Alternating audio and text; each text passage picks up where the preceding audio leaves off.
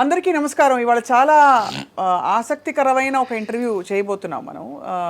రీసెంట్గా I డ్రీమ్లో silver screen legends శీర్షికన తోటపల్లి మధు గారు 200 చిత్రాలకి పైగా మాటల రచయితగా సుపరిచితులు, నటులుగా కూడా సుపరిచితులు. వారు ఇంటర్వ్యూ చేసిన తర్వాత చాలామంది స్పందించారు. కొంతమంది చాలా బాగుంది ఇంటర్వ్యూ అని ఫోన్ చేశారు. కొంతమంది చాలా నొచ్చుకున్నారు. పెద్దవాళ్ళ గురించి, గొప్పవాళ్ళ గురించి మధు గారు చేసిన కొన్ని వ్యాఖ్యలు అనుచితమైనవి కదా, మీరు ఎందుకు ఆపలేదు, లేదు వారిని ఎందుకు అలా మాట్లాడినిచ్చారని అడిగారు. మధు గారిని నేరుగా అడిగేశాను. అయితే వారి సంకల్పం, వారి ఉద్దేశం ఏంటి యాక్చువల్లీ జరిగిన విషయాల పట్ల, దాని వెనకుండే కారణాలు ఏంటి చెప్పడానికి నేరుగా వారు వచ్చారు. ఫస్ట్ టైం ఇంటర్వ్యూ మీద ఇంటర్వ్యూ. మధు గారు నమస్కారం సార్. సో మీకు ఫోన్స్ వచ్చాయా సార్? అంటే ఫోన్లో నాకు అన్ని పాజిటివ్గానే వచ్చాయంట. నాన్ సినిమా పీపుల్ అందరూ అబ్బో ట్రెండింగ్ అవుతాం సార్, సూపర్ సార్, బోల్డ్గా చెప్పారు సార్, అది సార్ ఇది సార్ అని. బట్ దాంట్లో ఒక చిన్న చేదు అనుభవం కోడి రామకృష్ణ గారి మీద నేను సగమే మాట్లాడి వదిలేయడంతో వచ్చింది. దానికి అపాలజీ కూడా చెప్పేశాను, ఎందుకంటే ఆయన గురు సమానులు. ఇక తర్వాత యాక్చువల్గా చెప్పాలంటేనండి, నేను సంజయ్ గారితో చెప్పినప్పుడు కూడా నా ఇంటర్వ్యూస్ పెద్ద కిక్ ఉండవు సార్, నేను నాన్ కాంట్రవర్సీ ఉన్నోడికే స్పైసీగా ఉంటుంది, నేనేమో వెజిటేరియన్ ప్యూర్, మీకేం దొరకదు, మీ అనుభవం గురించి చెప్పండి సార్. అది అయితే అప్పుడు అది ఇంటర్వ్యూ కాదు, ఇన్నర్వ్యూ అనుకుందాం అంటే ఆయన నవ్వారు. సరే నేను ఓకే అన్నారు. ఇక్కడికి వచ్చాను, చూశాను, ఆ రోజు పొగడాల్సినంత మిమ్మల్ని పొగిడాను. దాని మీద కూడా కొంతమంది అన్నారు యాంకరు ఈయన పొగుడుకోవడం సరిపోతా ఉందని. నాకు ఇష్టం కాబట్టి నేను జయసుధ గారికి ఎంత పెద్ద ఫ్యానో అంత నేను నేను స్వప్న గారిని అంత గౌరవిస్తాను, అంత పూజిస్తాను. మేమందరం ఏంటంటే సినిమా తప్ప ఏమీ తెలియదు నాకు. సినిమాల్లో ఏంటంటే ముఖ్యంగా హీరోల విషయంలో ఇప్పుడు మా నాన్నగారు, మా అమ్మగారు, మా సిస్టర్సు, మా బ్రదరు అందరూ హీరోల విషయంలో మాకు డిఫరెన్స్ ఆఫ్ ఒపీనియన్లు ఉన్నాయి.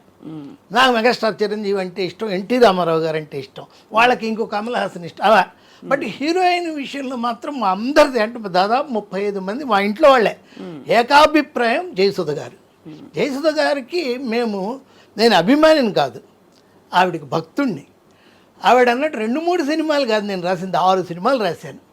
ఫస్ట్ సాక్షి అని రాశాను, ఆ సాక్షి తర్వాత భలే దంపతులు అని రాశాను, ఆ భలే దంపతుల తర్వాత ఆవిడ సొంత సినిమా కలికాలం రాశాను, ఆవిడ సొంత సినిమా అదృష్టం రాశాను, ఆవిడ సొంత సినిమా వింత కోడళ్ళు రాశాను, ఆ తర్వాత రిక్షావాడ రాశాను, బంగారు కుటుంబం స్టేట్ అవార్డు వచ్చిన సినిమా రాశాను ఆవిడకి. మీరు ఇన్ని సినిమాలు రాశారు కాబట్టి దాదాపు అంటే మీరు బాగా పరిచయం అని చెప్పి కొన్ని విషయాలు చెప్తే జనరల్గా చెప్పినప్పుడు దాన్ని ప్రశ్నించబుద్ధి అవ్వలేదు. ఎందుకంటే మీరు ఒక అసోసియేషన్తో చెప్తున్నారు, మీరేదో దారిన పోయే ఎల్లయ్య కాదు, అంటే ఎవరు ఏమీ తెలియని ఇండస్ట్రీ తెలియని వ్యక్తి కాదు, ఇండస్ట్రీలో ఉన్న ఒక కీలక ప్రముఖ వ్యక్తి.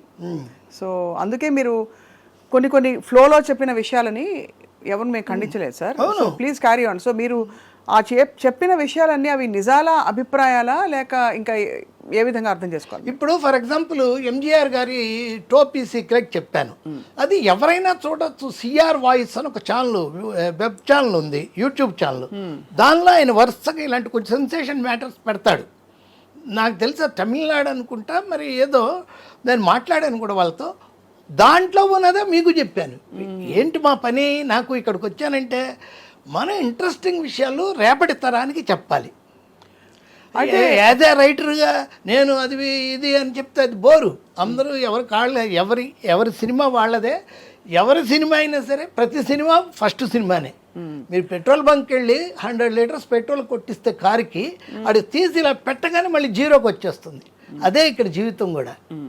మన అద్భుతమైన సినిమా రాసేసాను నేనని చెప్పి వెంటనే నేను చాలా గొప్ప రైటర్ అనుకోండి, మళ్ళీ జీరో నుంచే మొదలెట్టాను నేను ఇంకో సినిమాకి. కానీ మరి ఎందుకు ఇంతమంది నొచ్చుకున్నారు? ఫర్ ఉదాహరణకి కోడి రామకృష్ణ గారి కుటుంబ సభ్యులు చాలా నొచ్చుకున్నారని నేనే పెట్టాను. మీరు అపాలజీ చెప్పారు, అఫ్ కోర్స్ యాక్సెప్టెడ్. అండ్ చాలా మంది పెద్దవాళ్ళు ఫోన్ చేసి అడిగారు, ఎందుకండి మీరు కోడి రామకృష్ణ గారి గురించి వారు అలా మాట్లాడుతుంటే మీరు ఎందుకు అలా ఇలా మాట్లాడతారని. ఇప్పుడు కోడి రామకృష్ణ గారి గురించి మీరు ఒక విషయం, మీ అనుభవం చెప్తే మీరు ఆయనతో పనిచేసిన అనుభవంతో చెప్తారని అనుకుంటాం. అవును కదా, అవును. కాబట్టి మీరు కావాలని ఆయన్ని వాళ్ళ ఏదో ఇంట్రెస్టింగ్ విషయం చెప్పాలి అది నేను క్లారిటీ ఎలా ఇస్తానంటే, నేను అది సగమే చెప్పి ఆ తర్వాత మనకేదో చిన్న ఈ టెక్నికల్గా ఏదో డిస్టర్బెన్స్ వచ్చినాక ఆ మ్యాటర్ జంప్ అయిపోయాను నేను. అబద్ధం అబద్ధం అబద్ధం అన్నప్పుడు ఆయన ఇంటికి ఆయన చనిపోయినప్పుడు చూడ్డానికి వెళ్ళినప్పుడు ఆయన చూస్తుంటే ఎన్ని అబద్ధాలు చెప్పేవాళ్ళు ఈయన అనుకుంటుంటే ఆ రోజు నాలో నాకు అనిపించింది ఏంటంటే అబద్ధమే కవిత్వం. ఎంత గొప్పగా అబద్ధం చెప్పగలిగి ప్రేక్షకులను ఒప్పించగలిగితే అంత గొప్ప కళాకారుడు అవుతాడు సినిమాల్లో. Cinema not at all natural, seems to be natural. అంత బాగా ఈయన ఒప్పించేవాడు అని అనుకున్నా. ఇది వదిలేసి అది చెప్పేలోకి నాకు ఎర్త్ ఇచ్చారు.